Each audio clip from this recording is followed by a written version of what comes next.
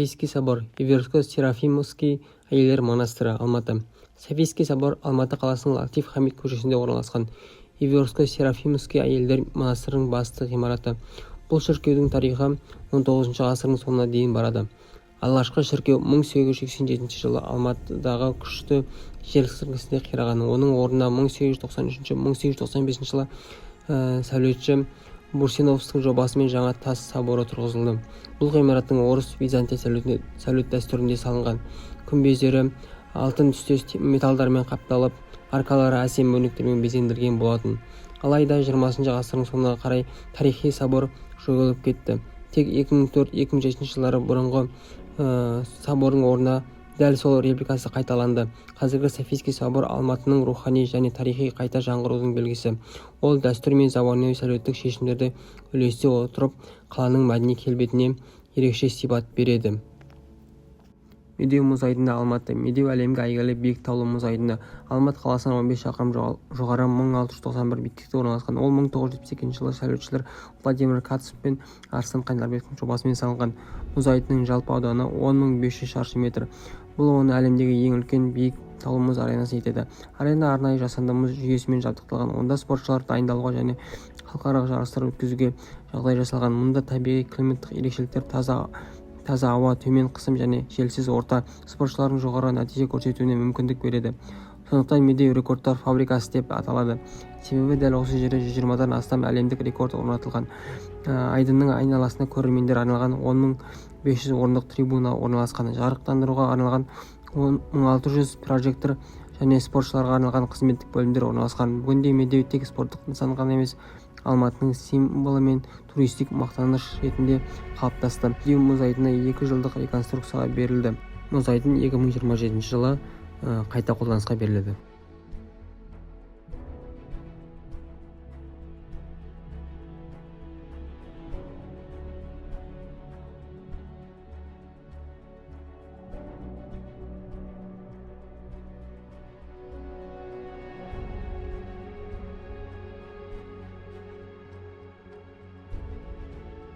Жобаның авторлары сәулетшілері Терзиев, Савченко, Акимов болған.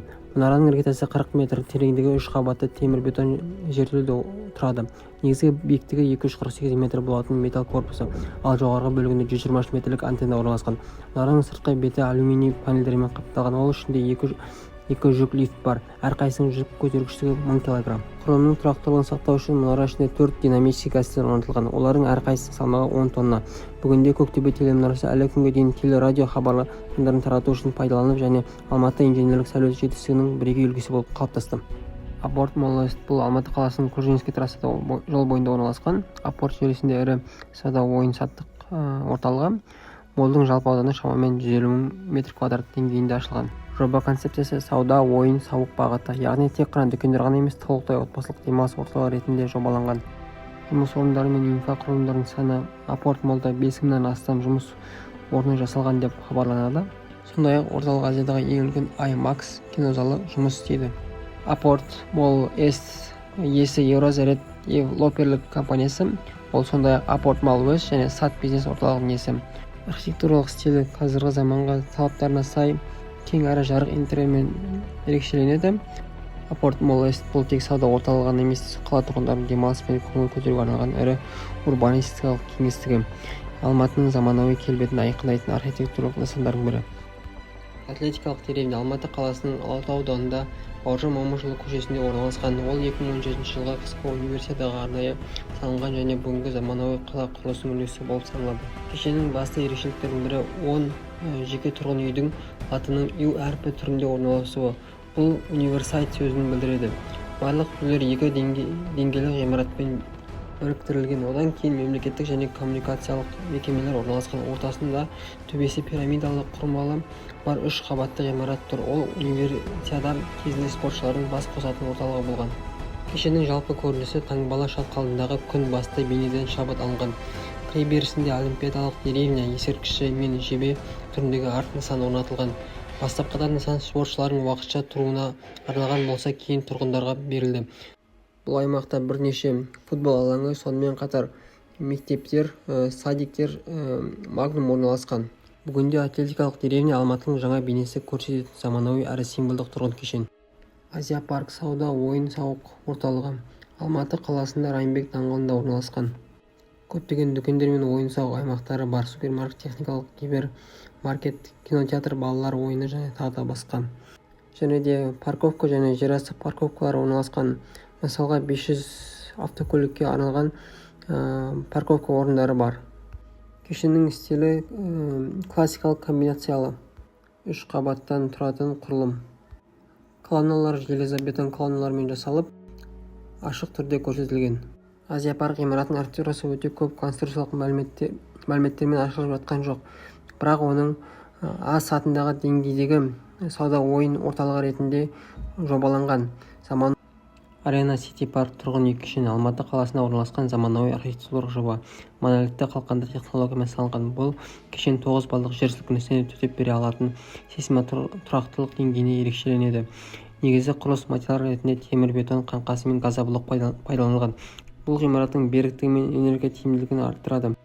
Фасадтың безендірілуі ерекше назар аударыларлық. Төменгі қабаттар клинкер кірпішпен қаптаса, жоғарғы бөліктер алюминий композиті панельдермен және ферроцементті тақталармен әрленген. Мұндай шешім ғимаратқа заманауи әрі эстетикалық көрініс береді.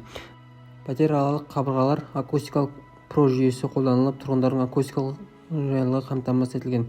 Терезелер 2 қабатты шынымен қапталған металлопластик профильден жасалған. Бұл энергия үнемдеуді және шуды азайтуды қамтамасыз етеді. Кешеннің ішкі холлдары мен кіреберістері қазіргі заманғы модернизм стилінде безендірілген. Едендері кромогранитпен қапталып, қабырғалары ашық реңкте орындалған. Сонымен қатар жарықтандыру жүйесі мұқият ойластырып, жылы әрі кеңістік әсерін береді.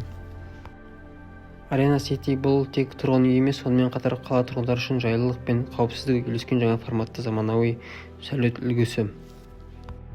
Алматы қаласындағы СУМ қала тарихындағы ең танымал әрі сәулеттік тұрғыдан маңызды ғимараттың бірі. Ол 1961 жылы Казгиперстрой институтының жобасымен сталиндік архитектура стилінде салынған.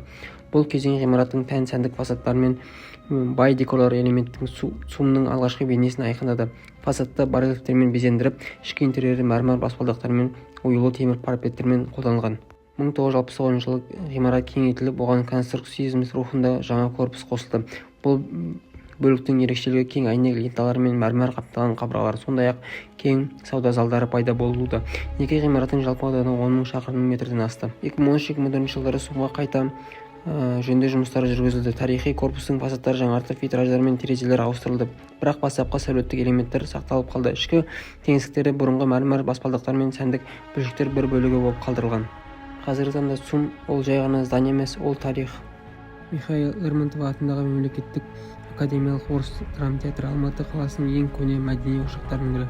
Театр 1933 жылы ашылып, алғашқы режиссері Юрий Бутовский, алғашқы актерлері Асиров пен Бранд болды. Алғашқы жылдары сахнада Гоголь, Островский, Чехов пен Шекспир сияқты классикалық шығармалар қойылды. 1964 жылы Михаил Лермонтовтың 150 жылдығына орай театрдан оның есімі берілді. 1974 жылы Мәскеудегі гастрольдердің сәтті өтуіне кейін театрға академиялық мәртебе берілді. 2008 жылы күрделі жөндеуден кейін жаңа жарық және дыбыс жабдықтармен қайта ашылды. 2020 жылы ұлттық драма театр мәртебесі беріліп, қазіргі таңда ол Қазақстанның орыс мәдениеті маңызды орталығы болып саналды. 2023 жылы театр алдына актер Юрий Померанцевтің ескерткіші орнатылды. Тағы айта кететін болсам, Лермонтов театрында біздің практика болған 2-ші курста, және біз осы практика арқасында Лермонтов драма театрын көптеген жағынан танып білдік. Алматы қаласындағы Росуэлл ғимараты ерекше архитектурасымен танымал коммерциялық кеңсе ғимараты. Ол өзінің ерекше дизайнымен және фантастикалық элементтерімен қала тұрғындары мен қонақтардың назарын бірден аударды. Ғимараттың басты ерекшелігі шатырында орналасқан үлкен ұшатын тарелка. Оның диаметрі шамамен 13 метр, ал оны жасауға 2 жыл уақыт кеткен. Бұл элемент Росуэлл қаласындағы 1947 жылы әйгілі оқиғаға сілтеме жасайды. Яғни сол жылы ақш-та белгісіз ұшатын нысан құлаған деген аңыз тараған болатын. Болашақта шатырға гриль бар орналасқан пирамида түріндегі қосымша құрылыс салу жоспарланған. Ішкі кеңістігінде Уфа асханасы бар, психолог, логопед, дефектолог кабинеттер және шаверма дүкені орналасқан.